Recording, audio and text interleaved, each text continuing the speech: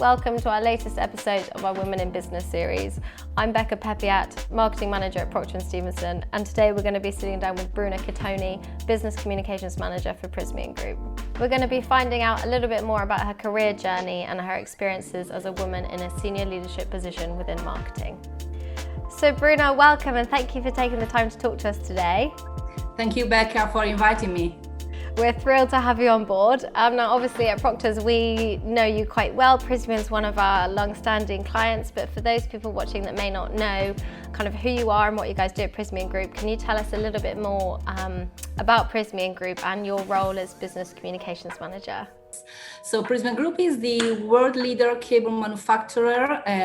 We do cable and accessories for both telecom and energy businesses. So for telecom, let's say everything from the fiber optic to the fiber cables and the copper cables, and for energy all the applications of energy, so from the very low voltage to the very high voltage applications in submarine, terrestrial, aerial, industrial, almost everything. And my role in Prysmian Group is business communication managers. In particular, I'm in charge for the telecom business and the E&I business, which is cables for residential application and power distribution. Okay, great. And if we can rewind a little bit to go back maybe to kind of the start of your career, how did you get into the role that you're into today? Can you talk to us a little bit more about the path that you've taken?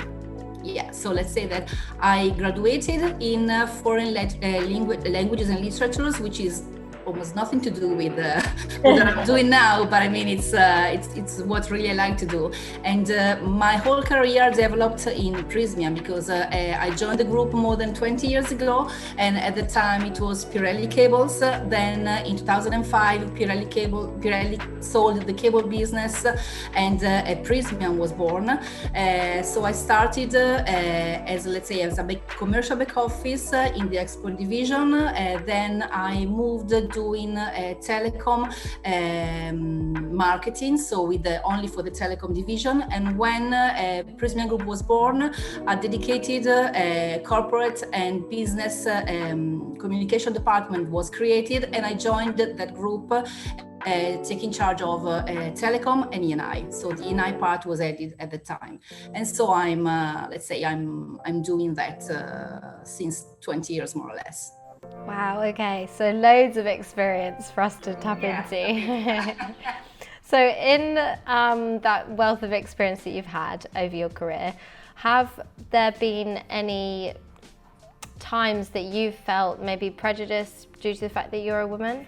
Let's say that maybe not prejudices, so nothing too dramatic, but you must consider that I work in an industrial company full of engineers, and until recently quite old engineers. So, being a woman and doing something like communication was seen something like, funny, something like, so there was no real prejudice, but maybe it was not always easy to being taken seriously. So the things I was dealing with, I was in charge of, were seen like less important compared to, selling cables. So sometimes I struggled a bit in having the attention the projects I was following needed. But then in the end, I was always managed doing this and being, let's say, listened to. And I must say that sometimes being a woman has also some positive sides, because for example, when we travel for work to exhibitions or trade shows or whatever, very often the only woman, and so they pamper me a bit. So, no bad language, and it's just because I'm there. So it has also a nice and funny part. That's nice for you, to say that there's been some positives that have come from it as well. And you touched on something there about, engineering being quite male dominated as far as an industry goes. For any women watching this that may be thinking of entering a male dominated industry, do you have any advice for them? I would say that probably the most important thing, of course, being prepared and everything, which is, of course, the most important thing for everyone, is to be confident and have trust in yourself. Because even if it's not easy, even if we must say it, for a woman in this kind of environment, it's usually more difficult and it takes more to be taken seriously. But if you are confident and you really trust yourself, you will demonstrate that you are able at doing the things and same way and sometimes even better than the men. So just being confident and keep up. Okay, great. I think that's lovely advice for the women watching this today. So let's talk about you on a personal level and how you've kind of approached business. What motivates you in your role? Well, I can say that what motivates me most is the successes I had during the years, because we must say that we sometimes work under stress, of course, and with very tight deadlines. But nevertheless, we have been able, and I have been able with my team to do some nice and great things. And so, being able to accomplish this even under tough circumstances really is motivating. And also, of course, the recognition that I get from my boss, but also from my colleagues, and let's say the value that they recognize to our work and to the let's say what I brought from myself into the work. It's usually motivating and good to hear. Yeah, I completely agree. Feeling recognition for your work kind of motivates you and makes you take even greater pride in it. You know, as you go on to the next project as well, that feeling of satisfaction, and you know, it's really positive.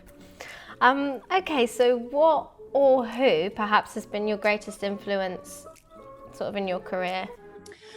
I must say that, of course, all the people that I met during my career left me with something, positive or negative things, but I have been able to learn also from negative things. For example, when I really started when I was very young, one of my managers were a really tough person, but that taught me something as well. So dealing also with difficult people, and but also I must say that probably on the positive side, the two people that helped me and taught me more are my two direct managers. So the previous one, the first one, when I started working in marketing, he really taught me everything about this job.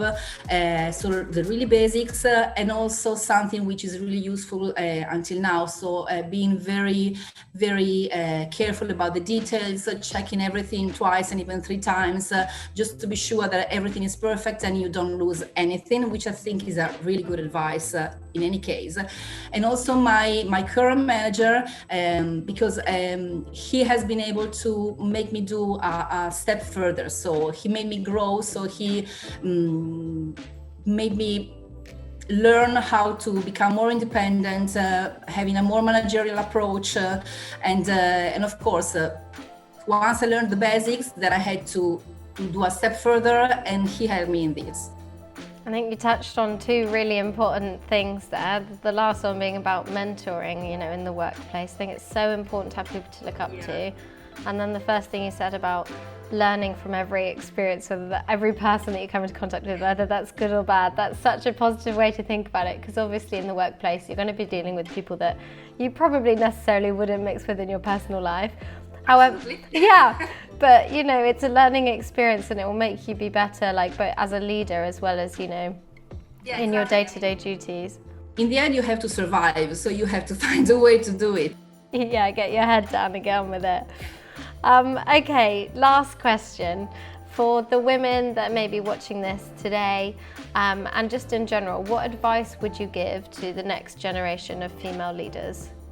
I would say to them to try and bring their diversity inside their job, because so far we have seen that the women which became real leaders tended to have a male approach. So they used to do business in a male way, so maintaining the same style of leadership that men had. And probably that's at the time, I mean, until a couple of, or 3 years ago, maybe this was the only way for a woman to be able to become a leader and go into a leadership position.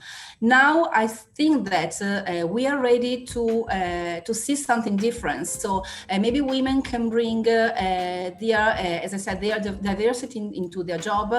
So a different aspect of leadership. So being able of listening to other people, taking out the best from everyone. So evaluating them, not simply asking them to be better than their colleagues or challenging them or having I don't want to say an aggressive approach, but something like that. So I think that now it's the time for women to bring their womanship inside their job. I think that's so true. I think that also comes with like the societal perhaps shift in perception that, you know, being feminine is not a bad thing whatsoever. So bringing that femininity into the workplace and into your managerial style isn't a bad thing.